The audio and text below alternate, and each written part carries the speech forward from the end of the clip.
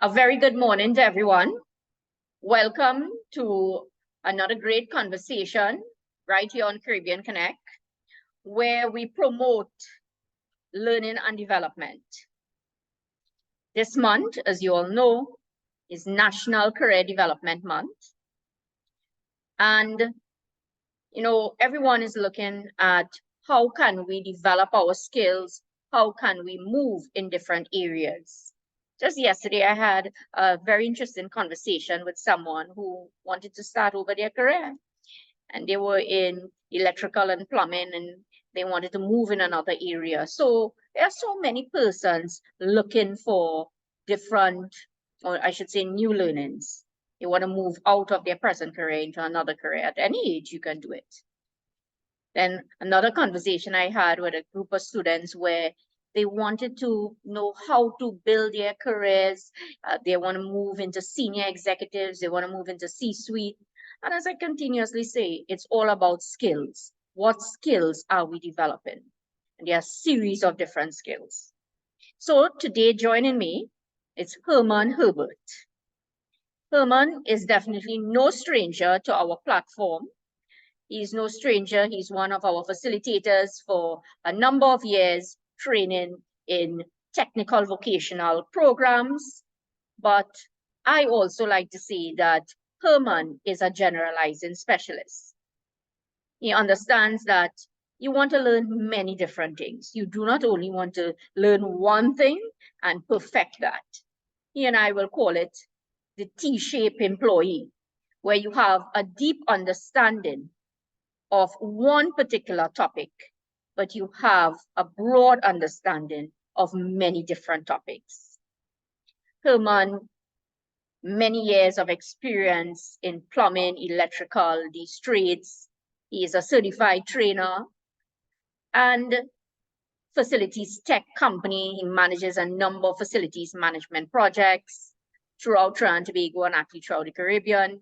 He's a teacher. I like to say he teaches, he coaches, mentors.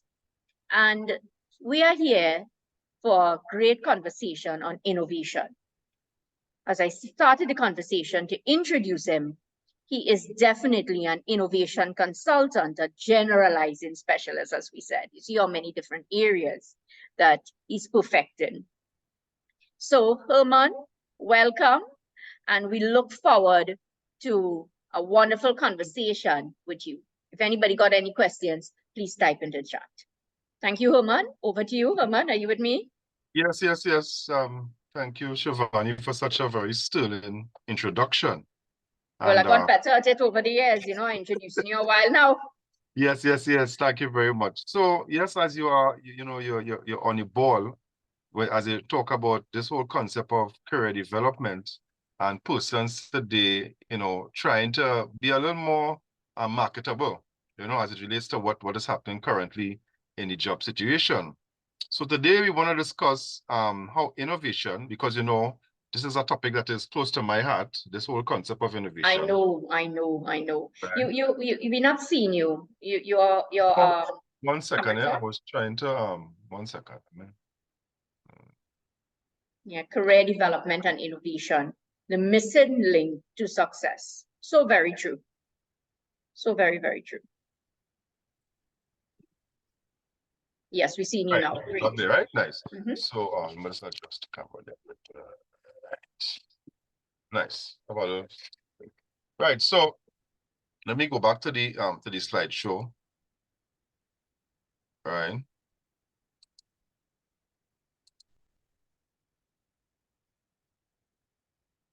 You're looking like in a spaceship.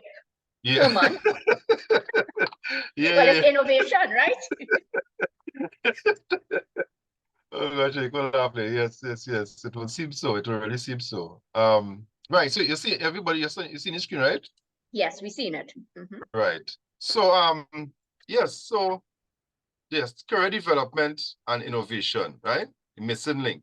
So today we wanna what are we learning objectives? We want to understand the synergy between career development and innovation. Good. We want to understand that there's a spectrum of innovative thinkers where there are diverse what we call archetypes, different personality types, each with distinct characteristics and contributions.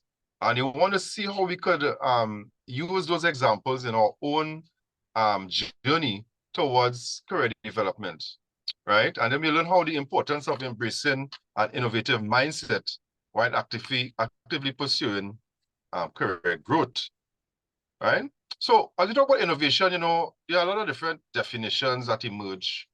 Everybody, have their own idea what it is. So we could just touch on a few of them. There are persons, Peter Drucker, some of us may be familiar that, he's like what one may consider as the grandfather of innovation. He said, if you want something new, you have to stop doing something old. Very simple. Yeah. Right? Innovation is a new or changed entity realizing or distributing value, right? Then we could look at the Oxford definition. Innovation is the introduction of new things, ideas, or ways of doing something new. Then there's another concept: innovation equals ideas, execution, and adoption. Right? So many different definitions.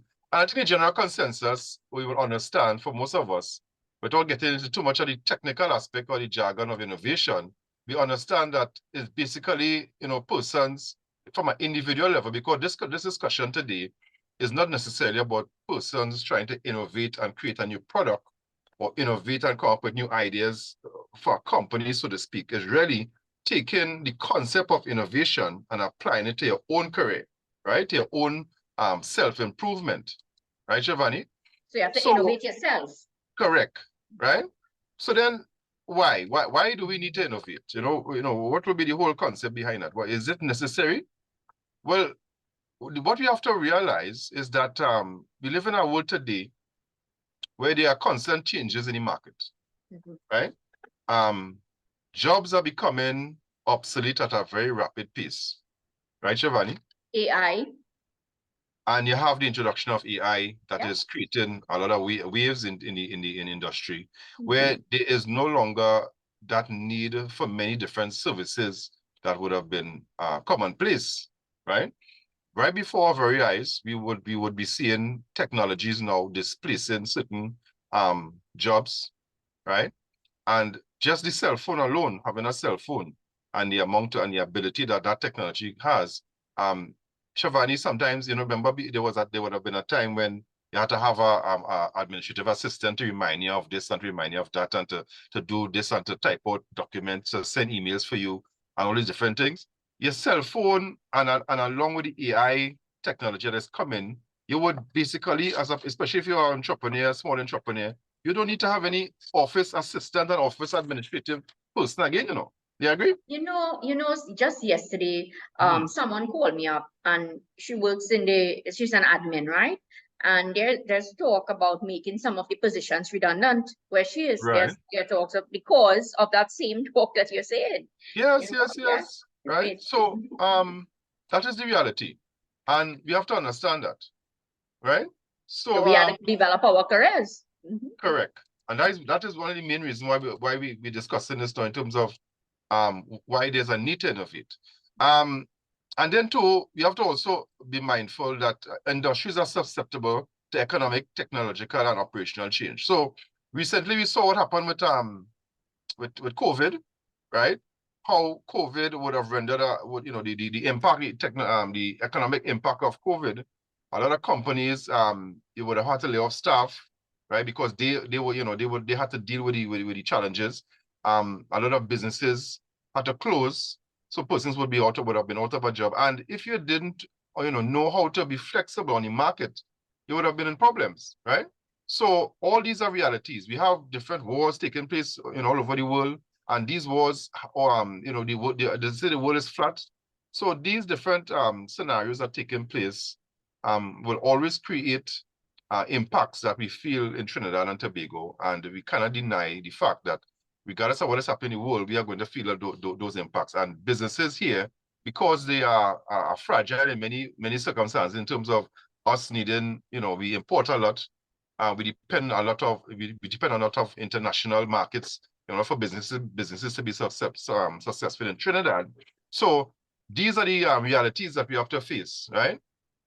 Also, too, in general, right, just from a personal perspective, It is useful to possess new skills and in new skills in the emerging technologies and emerging trends, because these skills may help us adapt to changing work processes and industry practices, allowing us as individuals to achieve consistent career progress over an extended period. So these are the reasons why we need to innovate, right? So as we look at the future of work, Shivani, what are we seeing? Right? Technology is everywhere, right? And 6 billion plus smartphones worldwide. And there's a tsunami of data about. And data now will be the new currency, Shivani. Right? Yeah. There'll be changes in the nature of your career. So, you know, our mothers and fathers, and even some of us today, we would have been in jobs for very long stretches of periods of time, you know, 10 years, 12 years, 20 years, 30 years. My father worked in one company for almost 50 years, you know, Shivani. Yeah. Right? And happy and comfortable. Yeah. 50 something years when we did his retirement you know thing. I couldn't wrap my mind around it. Yeah. Because you want to know, in one organization, Right. someone Yeah. stayed 50 and years. they grow in it too. But still, Right. I mean, Yeah. we can't understand that. I couldn't wrap my mind around it. Yeah. It was amazing. Because I mean, you know me, Shivani, right? Yeah. So when he stayed one company for 50 years, in 5 years, I probably would have changed about 5 companies. Yeah. Or done 5 different things. So it kind of, and this is the world we live in today, where, you know, there is no longer this need to stay in a company for these long stretches of time. Yeah. And I think it has happened where on both sides of the lane, whether it's from the company side, meaning to say the company may not necessarily require the services of persons for those long stretches of time, especially if it's one skill set. And then even the employees, you may find that, you know, you want diversity in your career. You may seek change. There is even the desire now to work internationally. So you may find, okay, you do something, you do a 2 or 3 year stint in Trinidad, and then you may get an opportunity somewhere in the Caribbean, or you may be, you know, in Europe, or, you know, Canada or America, as the case may be, right? And, you know, you may pursue those opportunities. And that is the future of work, Shivani. You know, it's no longer this concept of you stay in one job 20 years, you know, 20-year long service award, and you know, that is no longer, because even the job of itself may not be relevant for that Can be period of time. redundant after a period of time. Correct. I mean, especially admin jobs, you know, a lot of, as you said, technology is here. So jobs are vulnerable to automation, and in the UK, it's 35% of jobs, US 47%, in China 77%. So the more technological the country or the industry, you find that jobs will become more and more redundant due to the need to automate. For persons who use AI, it is beginning to get frightening, Shivani. Yeah. The ability of AI computing to be able to replicate human intelligence. Yeah. So this is where we are now, and this is and we are still in the birthing stages of this technology. So let's think about 5 years, 10 years from now, what AI will be capable of doing, right? Even in my own field, I was even thinking to explore certain aspects of it. For example, you know, sometimes the frustration that we get when you're dealing with technologists and practitioners in different fields, when it's time to get a quotation, right? Yeah. You may say, what now, boy, I need a quotation to do XYZ, and you know how you go with the 3 quotation rule. So you're talking to 3 different contractors to get this quotation, and you're dancing. Some may take a week, 2 weeks, 3 weeks to get these 3 quotations, and that is time wasting. I'm thinking we probably need to reach a point where AI could start to take over from these things, you know. So you input the data. So let's say you want to paint a wall. I'll just give you an example, right? You need a contractor to come and paint a wall, or you input that data now in the AI and say, okay, a wall so high, you put the dimensions, I want this color paint, this is the supplier, and you input all the data, and that AI is supposed to be able to spit out a quotation. Cost and Right. everything fair.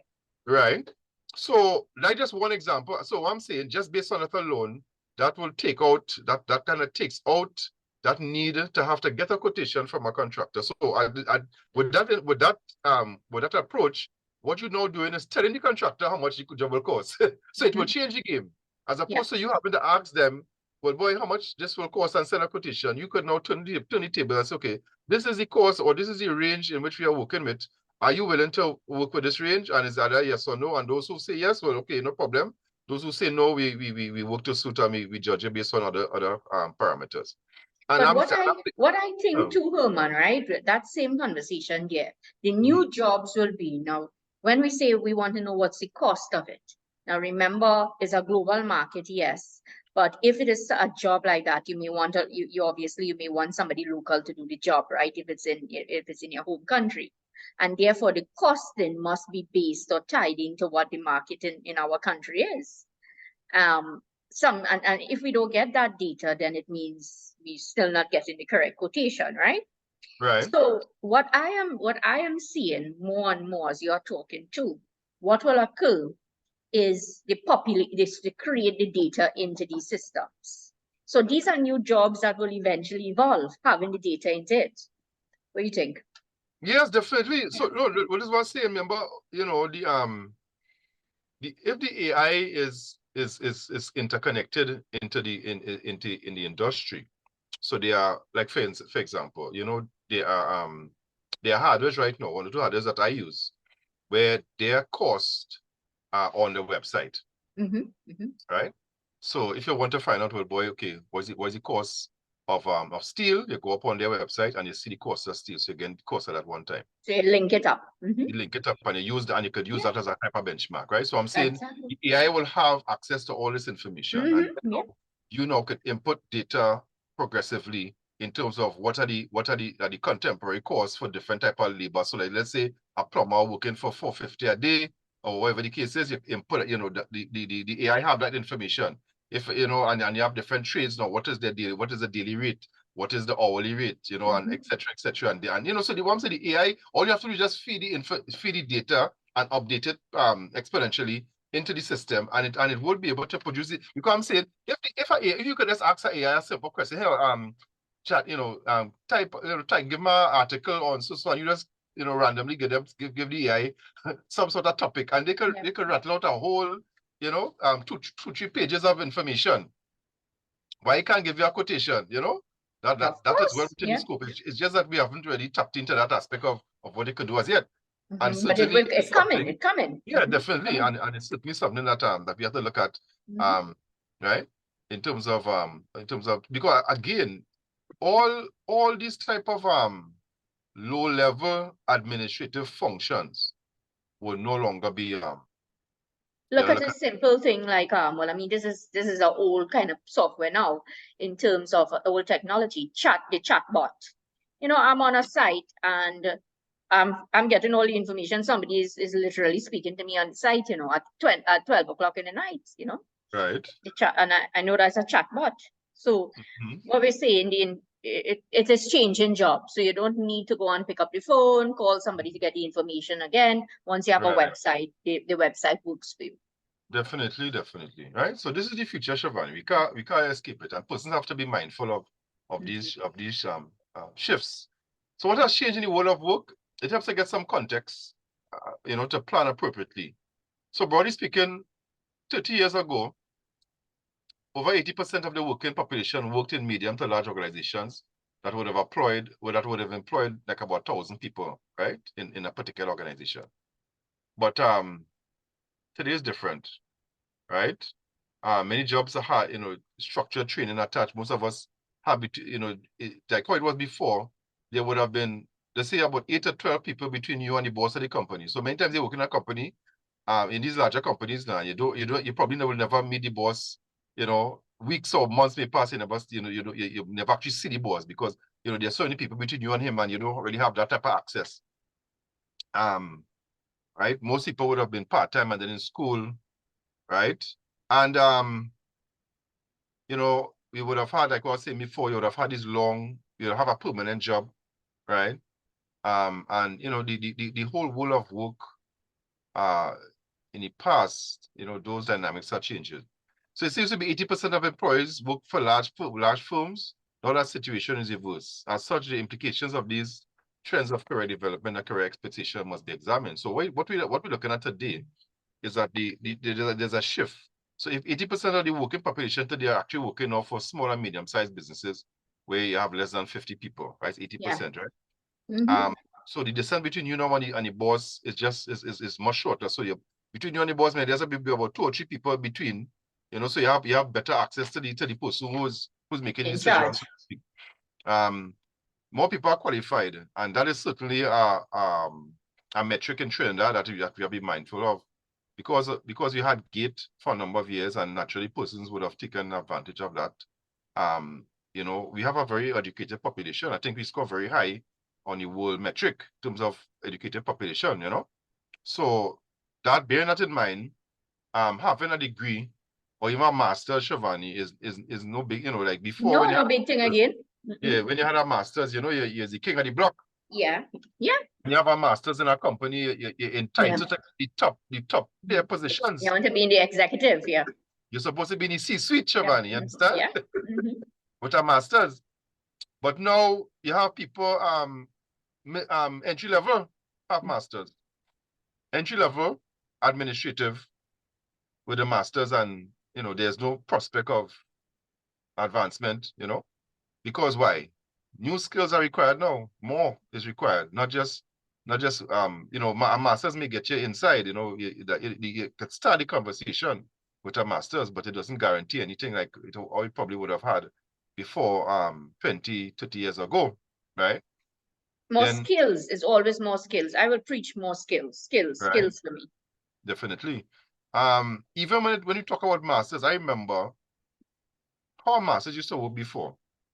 Is that you would have your degree, good, and then you would get into the world of work with your degree, and then you would practice your trade or your craft or your profession for a number of years, become, some level of proficiency, or you would have reached some level of seniority in your job, and then there would have been an opportunity for further progress and promotion, and to be able to capitalize on that, you will go and do a master's, you understand? And then the master's now is like is like your credential to move from point A to point B. You understand? So that is why before 20 years ago, 30 years ago, when somebody had a master's, it said something, because masters used to be backed up with years experience in the profession. But now you have people straight from degree going and doing a master's. So many people who have masters already have work experience and any other additional skills to add to it. So hence that has been a problem over the years. So when somebody presents themselves now to a potential employer with a degree and a master's, unfortunately, it doesn't say anything unless you come in with more experience and with more skills backing up that certification. So these are things that persons who developing their career need to be mindful of, that this is the new dynamics in the world of work, right? So the reality now is that most people change, and that's the next thing. Many people also too make drastic changes in their career over 10-year periods, and a lot of that has to do with the market forces, how industry is changing, right? So that it means like somebody may get into the start of a career in IT, and then they may make a shift into something else. I mean, Shivani, you are a prime example of that, right? You would have made different shifts in your career. I would have started off my career working in ISPAT as an instruments technician, and then I left that after a while, and I went into healthcare, right? Doing a similar technical job, but it was healthcare, and I left from that and I went into aviation. Did that for about 8 to 9 years, and then I left that now and I went into construction, and I move around.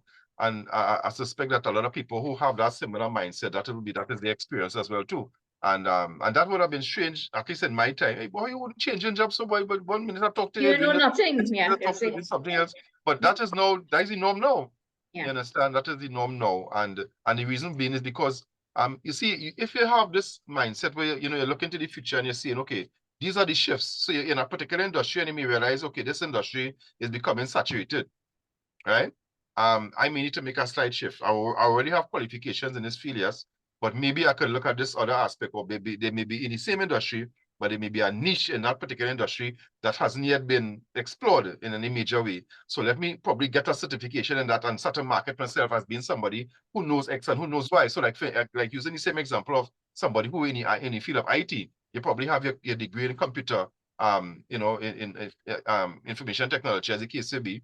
But there are now little aspects of IT coming up, data analytics, Shivani, right? You know, and other aspects of IT now that are growing, engineering as well too. These people who work on those who work on like these animated movies, what do you call them? Yeah, animation. Yeah, Animators, right? yeah. Animator, but they have a different name, you know. But what I'm saying, they operate on a computer. So it's persons who have a in terms of the skill set, they know graphics, they know the IT, they know how to do networking, and they have to also know now about programming and these type of different things, right? So it's a combination of those different Emerging technologies, you know, your favorite word. Right, you know, so I'm saying this is what the market is asking for, right? So, you know, if you're in the IT field, you may be there and you may realize, well, I'm not moving anywhere, you know, I like a company, but you know, nothing happening, you know, you have to start now looking at these different niches in your industry to see how you can market yourself and bump up your skill sets. Yeah. So this is what we're talking about as it pertains to these different in career planning terms. You need to change the way you look at your next steps, right? So there's well, you know, we like frameworks. Yeah. So, I know that. you know, we always have to look at a framework, and really frameworks help us to grasp ideas faster. Yeah. Because I could sit down here and talk for hours about this thing, and unless there's something visual that could you know grasp your attention, you know, we look at frameworks as a way to really you know send home the idea in terms of what we're trying to talk about. So there's this framework, right, that was developed. It's called the Creatrix, and it speaks about how the relationship between risk-taking and creativity, right? So that on the x-axis is creativity. So you could start now at low creativity, low risk-taking, and this speaks to personality traits, Shivani. So you may be a person on that. So we're looking at the 4 blocks here, right? We're looking at the lower left-hand block, right? That is on the creativity side, where it says, okay, low creativity, low risk-taking. There are some people like that, right? So they don't really push themselves much from the creativity standpoint, and they don't like to take risks. Good? As you move further down the x-axis now on the creativity scale, you have high creativity now, but still you're low on the risk-taking. So you're creative, you could come up with ideas, but anytime somebody say, okay, well, let me start a business now, boy, okay, well, you might leave your job to do X or do Y, or let you take. Now, boy, I can't, boy, no? You don't like to take risks, you're risk averse, right? Then now, on the risk-taking side now, low creativity, high risk-taking. That could be a problem too, right, Shivani? Because low creativity, but you like to take a lot of risks, so you might actually be the person who will leave a job to go and pursue some business opportunity, but then you probably move a little too fast. You know, you was a little too you know, too excited, and you leave your job, and you probably don't put proper things in place. So here it is now, you're out of a job. The entrepreneurial idea that you was pursuing didn't work out, and now you're into the cold. And there are many people, as you know, who would fall into that category, where low creativity, but they like to take risks and always find themselves in problems, right? Where we want to be is high creativity, high risk-taking, right? And creativity, many people feel as though that is something that is a natural thing. Creativity is something you could engender, you could practice it, you could make it part of you could learn it, right? But as you know, Herman, what I think how you could learn things, you know, is really through people, right? So I will always say, get with people who are in this kind of business and mentor, work with them, you know, talk to them, learn from them. Correct. That's the best learnings for me for creativity. Nice. Yeah, definitely. So creativity is the generation of ideas. Simple as that, right? If you have to define these things. And risk-taking is the propensity to take action, right? And to go a little further, when we talk about risk-taking, more than just the propensity to take action, but it is an awareness that in taking the action, there is some sort of loss that you're taking. So that, okay, let's look at a simple scenario. You know, you're probably not that good of a swimmer. So you're somebody invited to come on a boat ride, right? Now the boat ride might have other benefits to go on this thing and enjoying yourself. You might find yourself going down the islands, wherever it might be. But you just, because you don't know how to swim, you just don't want to, because you tell yourself, boy, if I jump on a boat, I could drown. So it might be a very realistic concern that you have, right? And you may very well be justified in having that concern in terms of taking a chance. But at the end of the day, if you don't jump on the boat to go on to take, you will never experience what this boat ride have to offer, right? And so is that whole concept of taking a step into a particular direction or taking a particular action, but knowing that there is some danger involved, right? To you as the individual, you don't want to chance that, right? You prefer to stay in your comfort zone, right?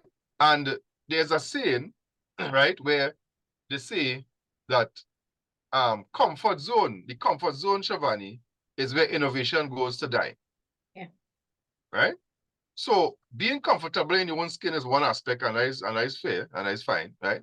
But just understand that that if you really want to move forward in life, move forward in your career and do different things and experience new challenges and new experiences, risk-taking is part of it.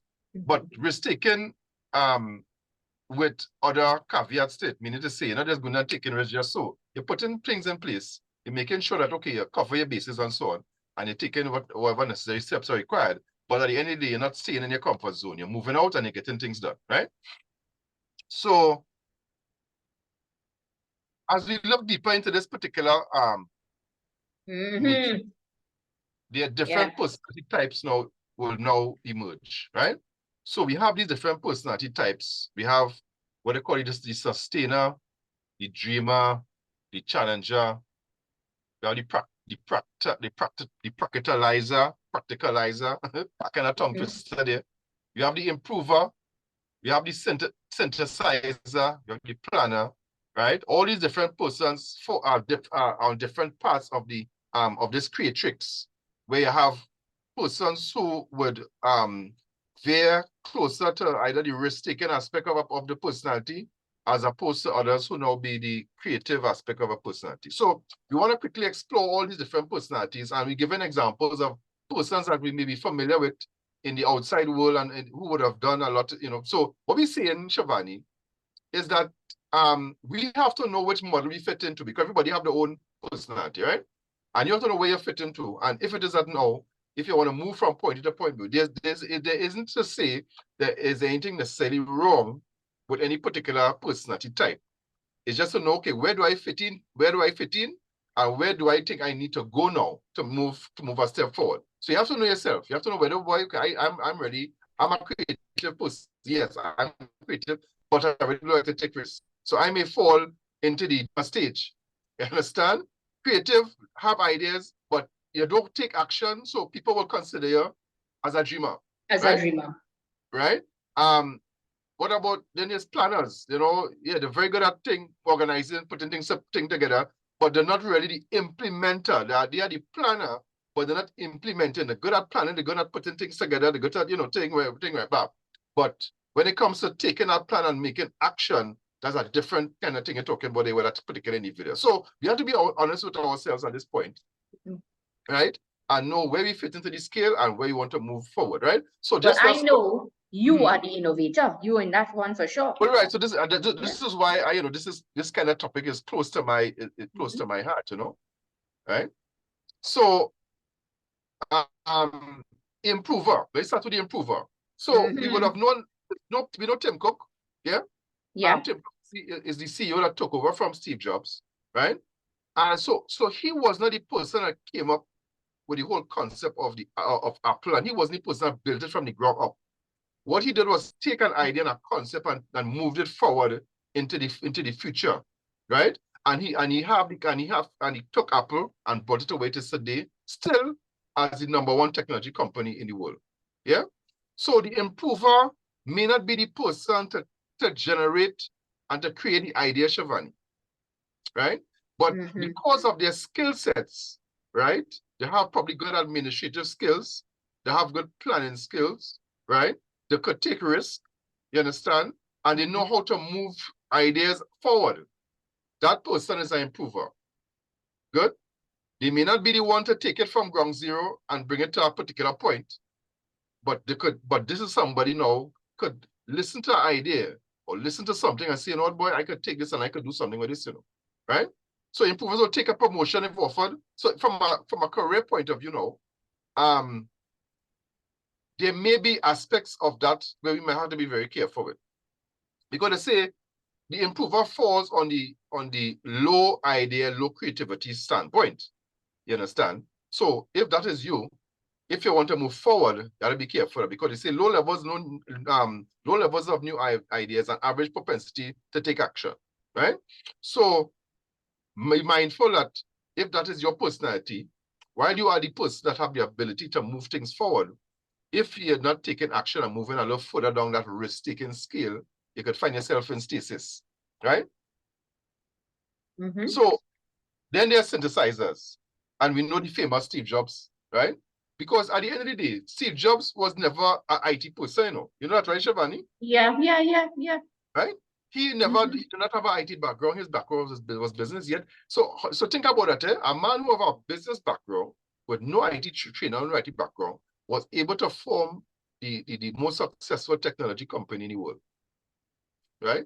And that is because of his ability to synthesize, to take different ideas and bring them together, to listen to the software engineer, listen to the programmer, listen to the designer, listen to this one, to listen to the industrial engineer, listen to this one, and he bringing all these concepts together, and he forming products, and he understand how the market operates, and he able not to move according to how the market is, as well as he would have a certain amount of business savvy to know when to pull back a product, to know when to go into the market, to know when to do this, when to do that, how to talk to the investors. There's a whole bunch of different skills, you know, Shivani, to be able to bring these things together.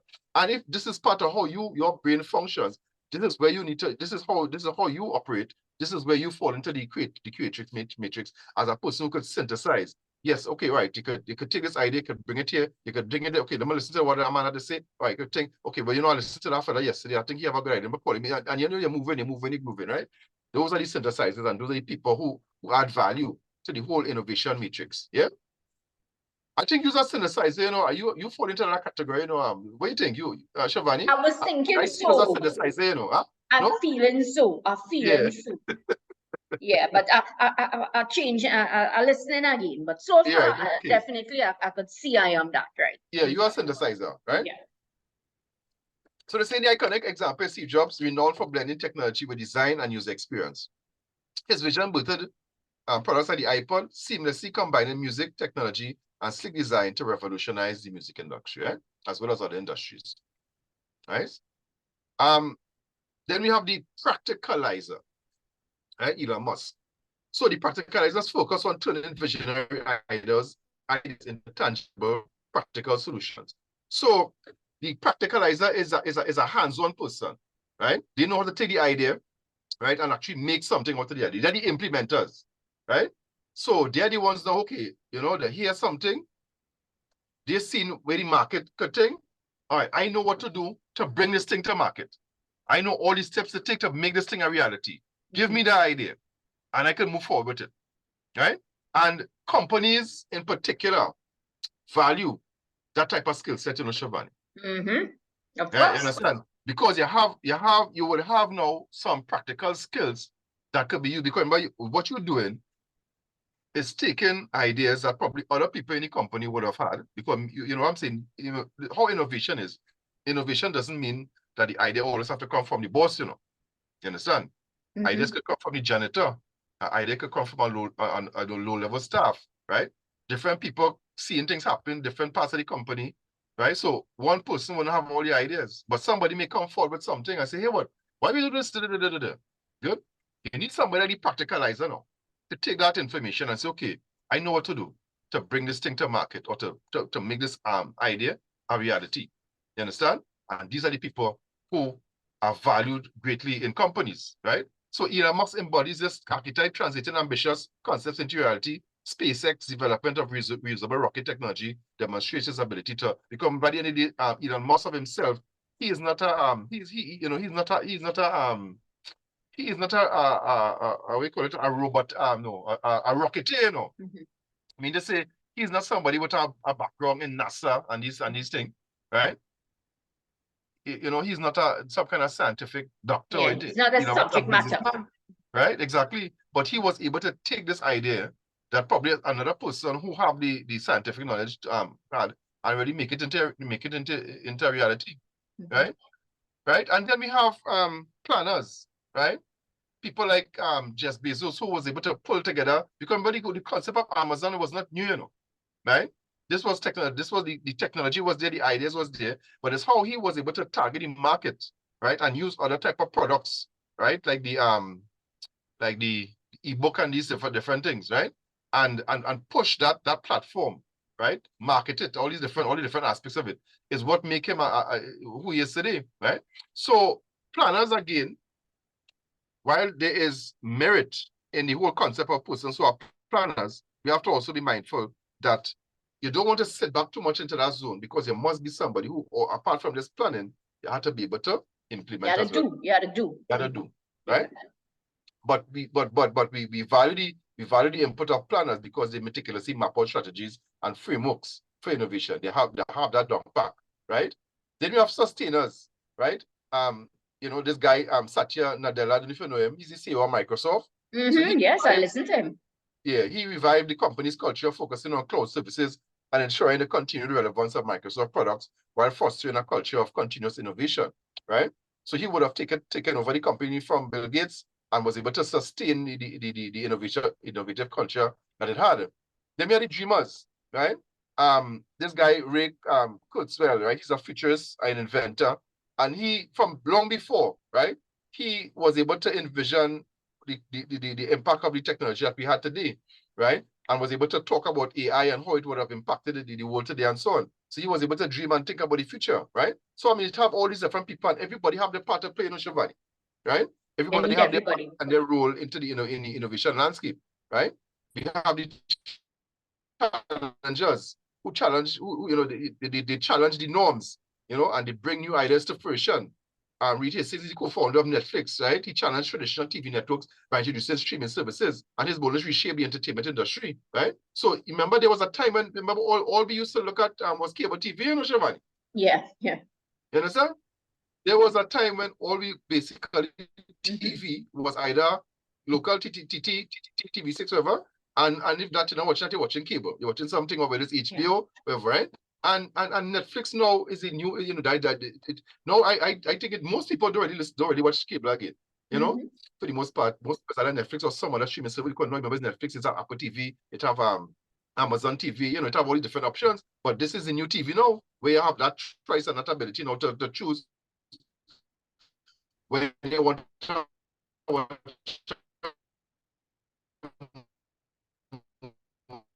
movie. If you're not watching it today, you pause it, you come back. So you had this existing technology that was there, and he was able to challenge it and now bring a new type of concept to the fore, right? So, and then you had the innovators, right? You could go back in time, because these people we're looking at don't necessarily always have to only talk about today. You know, we have people like Marie Curie. She was one of the pioneers of radioactivity, and she innovated a lot on that technology, right? So, you know, it's just to understand that you have different personalities, Shivani, into this whole innovation concept, and that everybody fit into the framework some way or the other. You have to know where you fit in. Are you an innovator? Are you a dreamer? Are you a practical person, right? Are you more of a planner? Wherever it is it might be, you have to understand, okay, if this is what I am, oh, this is what I am, but there are other things now I could add to my skill sets to move things forward in order for me not to market myself better. Because even in knowing these things about yourself now, when it's time to market yourself, you're in an interview, you're talking to a thing, whatever, you could say, well, you know, I'm a planner, you know. I'm very good at planning, because you know one of the famous interview questions, you know, what are your strengths? You know? Right, you can come out and say that, okay, I'm a planner, you know, I'm very good at planning things. I think I'm a practical person, I could take ideas I could make them into reality. You know, I'm a synthesizer. You know, I know how to take different concepts, bring them together, and implement them. You know, so you have to understand these different things now. And as you design and you move and you try to create a career and harp out something for yourself, these are some of the different ideas and concepts that you could look at, right? So understanding these diverse personas unveils the multifaceted nature of innovation. Each archetype contributes uniquely to the tapestry of progress, showcasing that innovation is not a one-size-fits-all concept. Instead, it tries on a mosaic of thinkers. So it's different people adding their own value, each adding their own brushstroke to the canvas of advancement. So, but recognizing and embracing these varied approaches, individuals and organizations can foster a culture where diverse minds could converge, sparking transformation and innovation. The great thing about this model is that it's not limited by personality. This is about attitudes and behaviors, and we can all change. So even though you recognize that okay, so in other words, Siobhan, if you are a synthesizer, right, and you really want to move more into the innovative space, it is that is your journey. You understand? That is your journey. That is up to you now to add whatever skills necessary to move to that point. If it is to realize, okay, you know what, I am a planner, but I think I really want to be more of a synthesizer, you know, kind of thing, or a practicalizer. Well, that is your journey. You do what is necessary to get to from point A to point B, right? And this is how we could look at now how we could advance our career. So as we look at these different skill sets, there are other things now that we understand the different personalities, there are just certain skill sets now that we have to adopt. One of them is adaptability, right? You have to be able to adapt to the changes that are happening around you. You can't be, you know, like a block like a rock or like a block of wood, and you can't move and you can't change, right? You had to understand, okay, I need to do this course, I need to do that, I need to improve on this area, I need to add this different skill. And you also need to be you know, be able to multitask, be multi-talented. This is what the market is requiring, Siobhan. Right? This is what the market requires. You must be able to embrace change and be somebody that thirsty for new opportunities. And it includes continuous learning.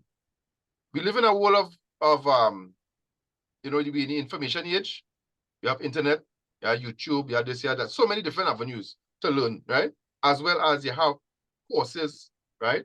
As that what we offer, short courses, 8-week programs and so on, where you could, you know, add these different topics, right, to your resume, right? Enhance your ability in these different things and add new skills, right? So, and all that knowledge to create career development. These are important things that you have to think now as you move forward and as you now try to add on and try to improve your career, right? Integrating the pursuit of new skills and knowledge into career pathways nurtures innovative thinking, allowing individuals to apply novel solutions to complex challenges. Yeah. And then you have to be a good problem solver, right? Many times you go to an interview and these, you know, they'll ask you, so are you good at solving problems? And then they might ask you, give us an idea of a situation where you was able, you were the main person to solve a particular problem. And they might find that you don't have an answer for them, right? So you have to be out there doing things, taking challenges, solving problems, right? Knowing when, you know, like, okay, we have an issue here, we have a problem here. How do I solve it? I want to be the main person to solve this problem. Good? Innovation and career development are intertwined in the approach of problem solving. Individuals who actively seek solutions to workplace challenges, viewing obstacles as opportunities for innovation, naturally propel their career growth. So you have to be thirsty for opportunities where you can grow and develop as an individual, right? And then you have to be a risk taker. We talked about that already, right? You have to be able to come out of your comfort zone, take calculated risks, and seize opportunities that are before you so that you could maximize on the opportunities that are there. But it's not only about risk taking, Siobhan, it's also about networking and collaboration. I like this one, networking, right? networking. Yeah. So you have to be able now to know how to talk to different people, how to embrace different networks. You go out there, you talk, you market yourself, right? Collaboration with different entities, right? All these different things are important in your career path, right? And when individuals connect and collaborate across disciplines, industries, or culture, they pave the way for innovative ideas, right? Because you see, we're part of the networking too. If you, okay, just for instance, let's say you might be an engineer, right? And all you know is engineering, okay, fair enough. But all the people who you just hang out with is engineers or people in that field, and you don't really collaborate with other professionals.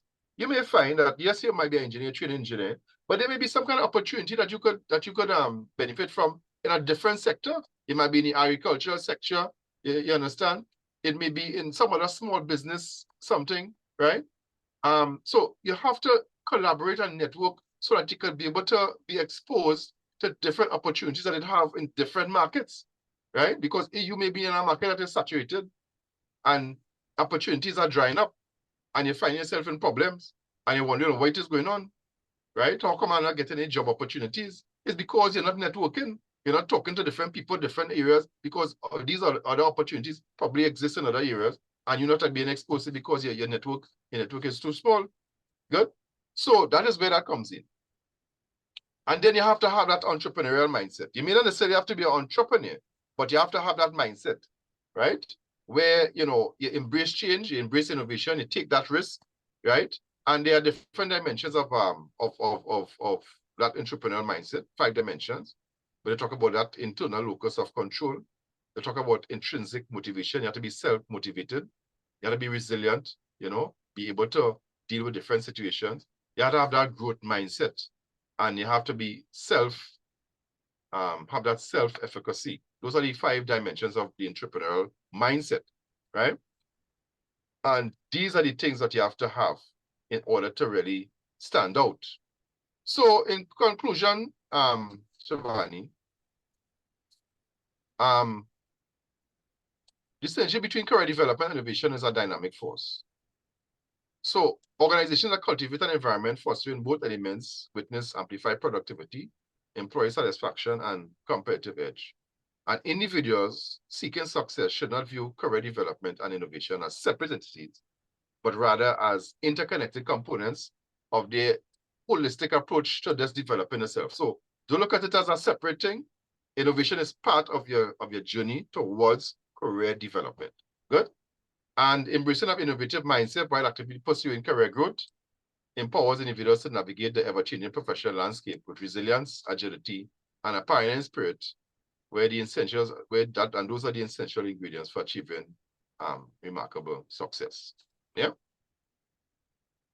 So Herman, I totally agree. Yeah.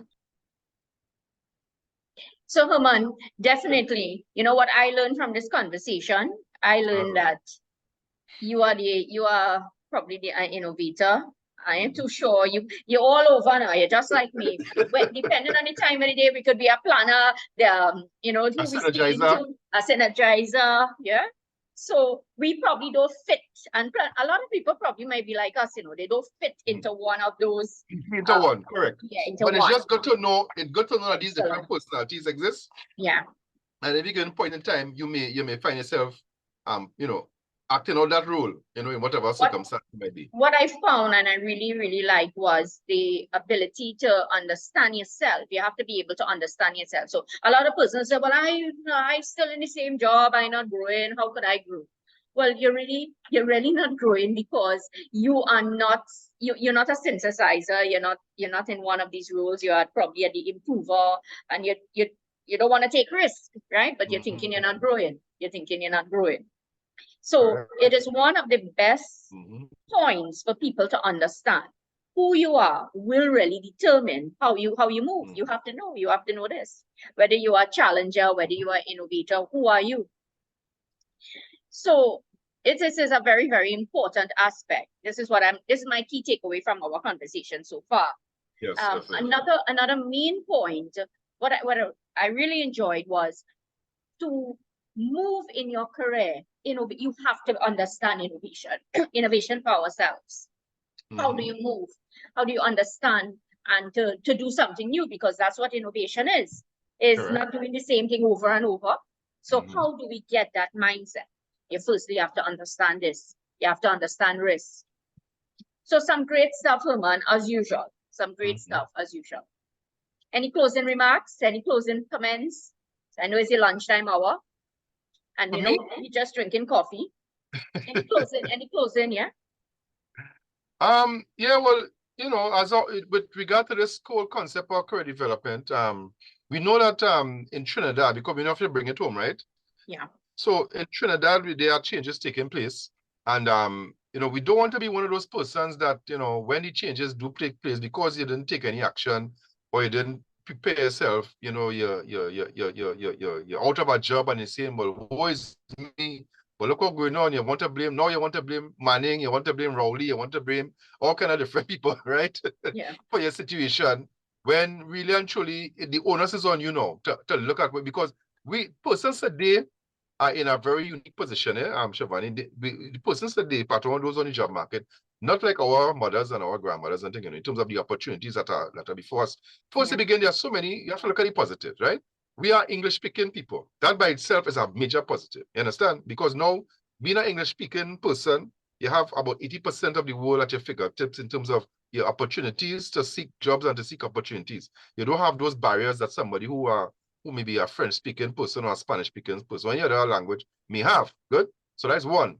We are from the Caribbean, and you know the Caribbean is a place that you know we generally still have a very positive outlook in terms of the rest of the world, right? You're from Trinidad and Tobago. Trinidad and Tobago, regardless of our issues and our problem, Trinidad and Tobago still has a lot of positives in terms of who we are looked at in the rest of the world. Our ability, you know, we are oil-based economy, you know, so a lot of us have that technological background in terms of know-how from some of these different manufacturing processes and industries and so on. So I'm saying you have these and other things that you have to advantage.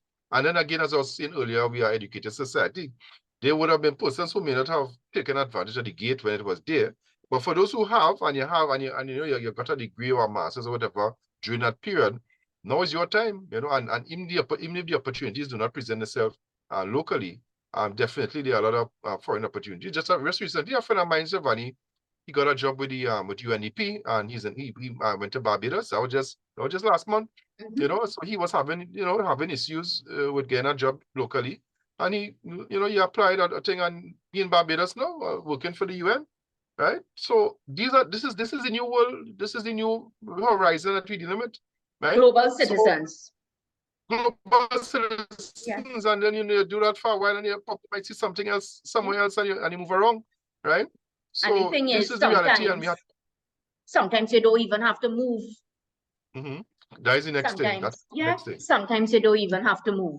That You could is so stay correct, right in your home country, and you're working remote jobs. Remote jobs. Remote jobs. So really and truly, you know, the world is our oyster, as from the framework in which we are coming from.